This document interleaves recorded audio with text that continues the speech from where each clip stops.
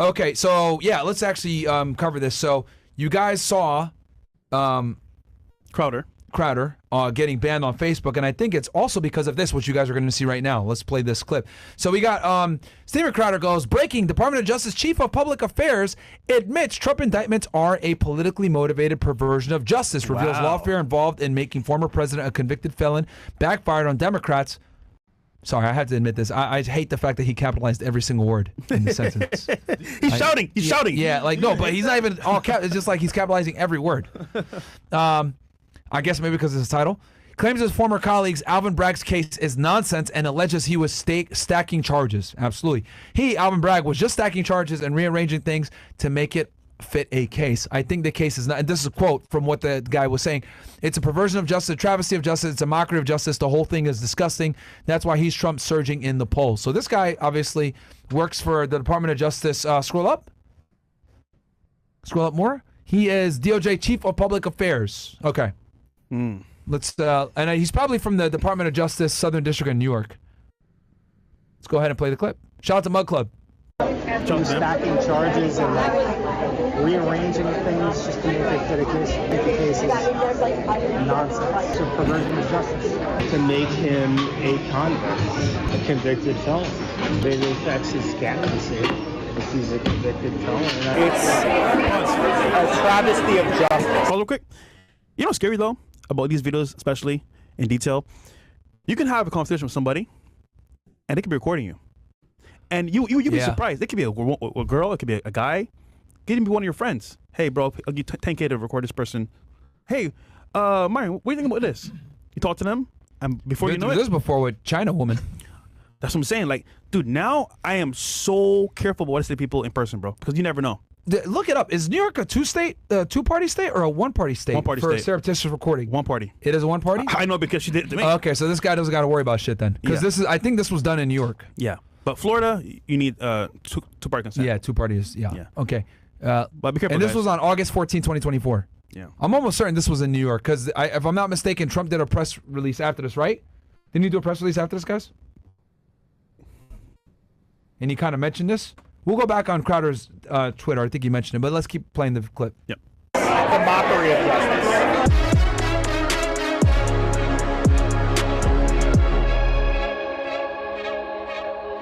Also, when you're drunk, you're more easy to talk about stuff. Yeah. Let me be clear about something on the outset. The person you'll be watching today is not the bad guy here. Unwitting whistleblower? Yeah.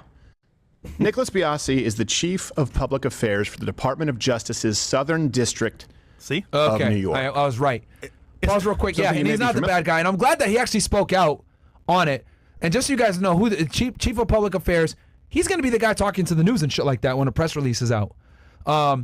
And the Southern District of New York, just so you guys know, is the most aggressive and probably one of the best districts in the United States when it comes to federal prosecutors. These are the ones that took down the fucking mafia. Giuliani worked for these guys famously when he took down the mob in the mid-'80s. This is the same department, the same district that went after 6ix9ine, Casanova. Damn. They do a lot of the big RICO cases, a lot of the big cases in general.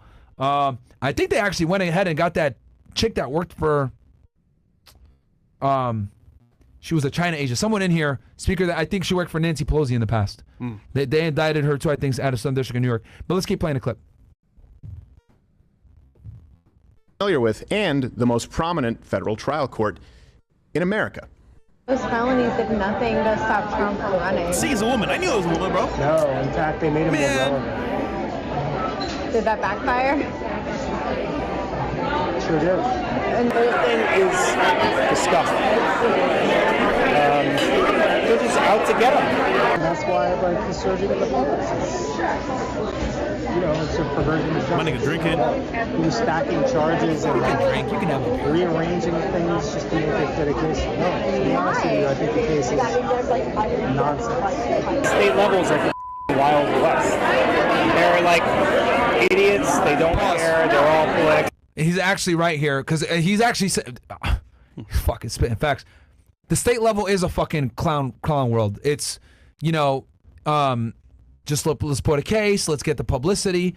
That's what matters. The burden of proof a lot of the times on the state level is not as high. So you know, it is the Wild West. What he's saying is like they just do whatever and you know whatever they want, and it's like a lot of times it's like bullshit.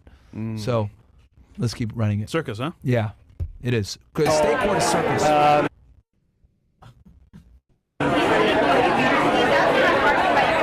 yeah, this guy's probably going to try to lock him up, and it's going to be ugly.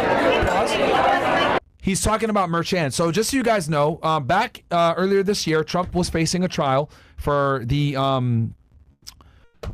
business records case, right? He had got charged and he got convicted for 34 counts of business record fraud, right? Alvin Bragg was the attorney general for the state the attorney general in the city of New York, and they went after him aggressively and they prosecuted him, and they were able to convict him.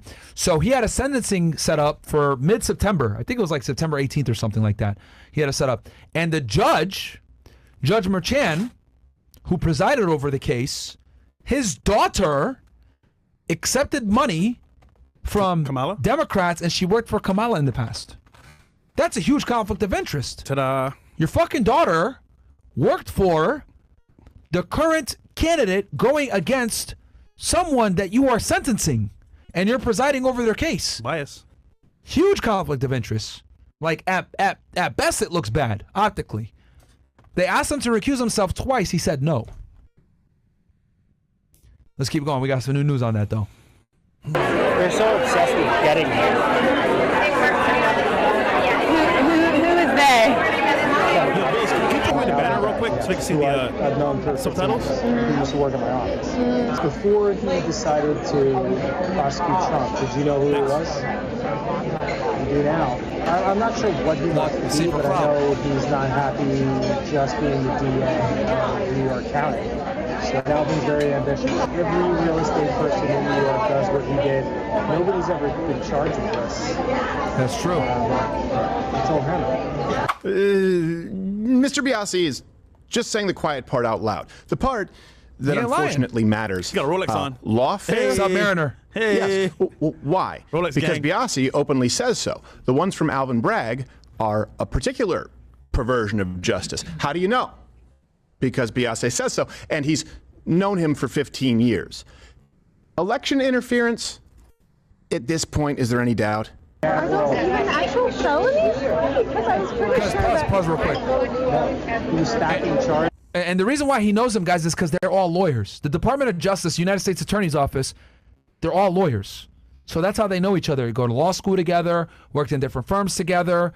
This guy might have been a DA in the past, etc. And obviously, Alvin Bragg is the equivalent of United States Attorney. So Alvin Bragg is a top federal prosecutor. Excuse me. Alvin Bragg is a top state prosecutor for the state of New York, for New York City, and you know, obviously this guy is a lawyer because he works for and he's the chief of public affairs. So he's probably been an AUSA or something like that, of a prosecutor, and he rose up the ranks. Now he does the public affairs, but he's a lawyer too. So these guys all fucking know each other, man. In this world, they're all lawyers. They're all on the same, you know, get certified by the same bar, all this shit. Right. Let's keep rolling the clip. And rearranging things just to make it fit a case. No, to be honest with you, I think the case is nonsense. Yeah, he's a lawyer too. Every real estate person in New York does what he did. Nobody's ever been charged with this. Witch hunt, man. Until him. And that's why I like the surging of the bars. You know, it's a perversion of justice. Those felonies did nothing to stop Trump from running. No, in fact, they made him more relevant. Did that backfire? This was on pause. Important to see. This was on August 31st, 2024. So that was right after Trump had almost been assassinated. Because assassination, if I'm not mistaken, was on the 13th. So, yeah. See, this is 2 weeks after. I'm always wary of like someone coming up to me asking me questions because like, what's their agenda, bro? Because dude, this is kind of scary though. Imagine you're just talking to somebody, like, well, it's obviously someone of trust for him to have a conversation that's so candid. Really? He knows this person and trusts him. Yeah. Isn't she a journalist? No. No. No. If she was a journalist, he wouldn't say shit. Okay. It's a journalist on the corner on the left hand side. I could be wrong though, but she was a journalist. Why would she have to surreptitiously record him? Maybe on the low to post it later. I don't know. I could be wrong, but like either way though, him talking about this freely, it's kind of like, yeah, I don't know if she's a journalist because he wouldn't. There's no way he's a journalist. Okay. Or she's a journalist and openly said that she's a journalist. Or is it some random that just recorded It could be, or she's a journalist and she didn't tell him. Damn. But the way he's speaking, to me, it sounds like he knows her. Because see, if I'm in a bar setting, I'm just looking at his point of view. I got taking a drink. Or maybe she was a hot-ass girl. That too. That's what I'm saying. Where'd you come from? What are you talking to me? Yeah. I don't know. They're at a bar. And she might be a lawyer too. She strikes up a conversation. She knew exactly who he was. And she's recording him. Yeah. Bro, see, niggas talk about pillow talking to chicks in bed. You could do the same thing in public. Yeah, she could have been an undercover journalist, whatever it may be. But yeah, she was probably attractive. Like, hey, what's your? She probably knew who he was. Went up to him at the bar. What do you do for a living? Hey, what do you do for a living? Oh yeah, I work for the United States Attorney's Office. Really? What do you think about Trump? Oh my God. Wink, well, wink. no, she's gonna go a bit deeper. Oh, I want to do that. Blah blah. And then he gets into it like, oh yeah, I like because she probably knew that like this dude was a right leaning, which. Yeah, or they had a conversation prior, and he said things that seem conservative. Because, bro, you could tell within talking to someone for 5 to 10 minutes where they lean politically. That's a why lot of times. Whoever's asking the questions is the one in charge. Yeah, they control the whole narrative. So yeah, interesting. All right. Sure do. And that was that Alvin Bragg's choice? See, MC the journalist. What was that? Why? See, MC Alvin's very ambitious. What do you mean? Yeah, there's no way that he He knew. wants to be, something. Oh, I don't know what. undercover journalist. Mayor. They're calling I'm not sure journalist. what he wants to be, but I know he's not happy just being the They're trying to, because she's probably. And they're like, yo, we got to make you look cool. Like, bro, before he decided to prosecute Trump, did you know who he was? You do now. What was the point of even doing it then? To make him a convict. To make him what? A convicted felon. What if he can still run for presidency and... Yeah, but it affects his candidacy if he's a convicted felon. I was trying to count the losses. I was like, I wonder like how many are against him. I want to see what looks like. I think it's called lawfare. She's got to be decent looking at least. That's what I've gathered from that. That's what they call it. So how does this even happen? How can it happen? How can the local and state level courts try President Trump with more ease and less red tape than the federal courts? That doesn't seem right to the uninitiated, but you are. Pause. I the can answer that uninitiated. question. Good thing. I can answer that. So the reason why is because state courts deal with far more volume. Okay? So I need everyone to understand that the feds are what I call the major leagues. And the reason why they're the major leagues is because prosecutors pick and choose which cases they want to take at the federal level. Like a prosecutor can literally look to you in the eye and be like, I'm not taking this. This case isn't strong enough. Sorry. Kick you out. Right? State, though, they don't typically have that. State takes everything because if it's a DUI, you beat your wife, all the way up to murder, right? There's a state statute for it. And they're taking everything. Disorderly conduct, all that shit. So there's far more state prosecutors than there are AUSAs, and state prosecutors have way more cases than AUSAs do. So since they're taking everything, guess what happens when you take more cases on? A lot of those cases aren't as strong because a local police officer can just arrest you for, oh yeah, I smelled weed, I pulled him over, I found the weed, blah, blah. Well, did you get, did you have probable cause, blah, blah. They might not have probable cause. Local police do shit fucked up all the time. Case gets dismissed. So the point I'm trying to make is that state cases a lot of time aren't as strong as federal cases because federal prosecutors have the privilege of accepting and not accepting cases. DAs don't have that same privilege. They say anything. They take most things, yeah. And a lot of times they have to take it. You know, they still have the ability to like refuse cases, but they don't have the same level of discretion as federal prosecutors do. Okay. So once you get, like, if it's federal, it's probably gonna get convicted. Basically. Yeah, that's why everyone says, like, I mean, 6ix9ine famously said on the Breakfast Club right before he got arrested, the only thing I fear is God and the feds. And the reason why criminals fear the feds so much is because they know they're going down you're going to go down. 98% conviction rate. They got all the time in the world to come after you. They only do certain cases. They do long-term cases, so they've been watching you for a while. So remember when I told you we're going into the grand jury and we're doing this thing for indictment? The AUSA is already ready to go to trial when I'm stepping in there to grand jury. Yeah, we're indicting with probable cause, but they already got all the evidence they need for beyond a reasonable doubt. Is it when a girl's asking you a question and she knows the answer? Yeah. And you lie. It's like, yeah. Wait. And she got the pictures and everything. Yeah, she got all on evidence. top of that. Yeah. It's like, did you cheat on me? I would never, babe. So what's this? She literally has a video of you inside. Like, that's how much they got you at the Got you fed by the level. balls. Yeah. Damn. And then they're like, no, that's not me. That's not my dick. Oh no, actually, don't worry. I took a picture of what your looks like when you're not in it and what it looks like with it. See that beauty mark right there? That's you. And also, I got another picture of that shows your face and you.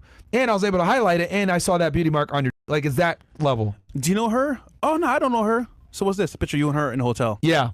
Got you. Yeah, bro. It's bad. Damn. Oh, and by the way, oh no, that's no wait. That's AI. Oh, really? Okay. And then the fucking hotel guy comes in. Yeah, I saw that nigga. Damn. And I saw the bitch. Dead to rights, huh? Yeah, like, it's that bad with the feds. It's that fucking bad.